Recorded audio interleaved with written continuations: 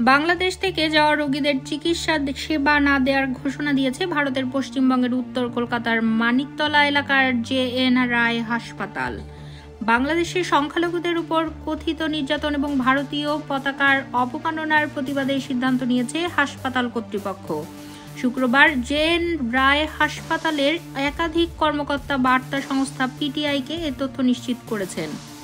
ভারতীয় সংবাদ মাধ্যম টাইমস অফ ইন্ডিয়া জানিয়েছে, পশ্চিমবঙ্গের জে.এন. রায় হাসপাতাল অনির্দিষ্টকাল পর্যন্ত বাংলাদেশি রোগীদের চিকিৎসা করবে না বলে একটি বিজ্ঞপ্তি জারি করেছে।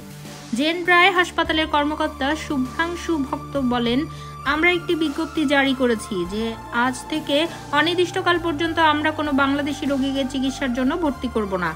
ভারতের পতাকা অবমাননার প্রতিবাদে আমরা এই সিদ্ধান্ত নিয়েছি। বাংলাদেশের সংখ্যালঘুদের উপর কথিত নির্যাতনের প্রতিবাদের অংশ হিসেবে কলকাতার অন্যান্য হাসপাতালগুলোকেও একই ধরনের পদক্ষেপ নেয়ার আহ্বান জানান শুভ্রাংশু ভক্ত। তিনি বলেন, পতাকার অপমান হচ্ছে দেখে আমরা বাংলাদেশিদের চিকিৎসা সেবা দেওয়া বন্ধ করার সিদ্ধান্ত নিয়েছি। বাংলাদেশের স্বাধীনতা যুদ্ধে ভারত গুরুত্বপূর্ণ ভূমিকা রেখেছিল। তারপরও আমরা বাংলাদেশে ভারত বিরোধী মনোভাব প্রত্যক্ষ করছি।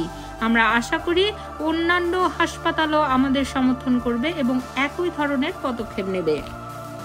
তবে নাম না প্রকাশের শর্তে কলকাতার আরেকটি নামজাদা বেসরকারি হাসপাতালের প্রধান নির্বাহী জানান, যে হাসপাতাল বাংলাদেশিদের চিকিৎসা না দেওয়ার বয়কটের ডাক দিয়েছে কলকাতার মেডিকেল ট্যুরিজম সেক্টরে তার অবদান কিছুই নেই।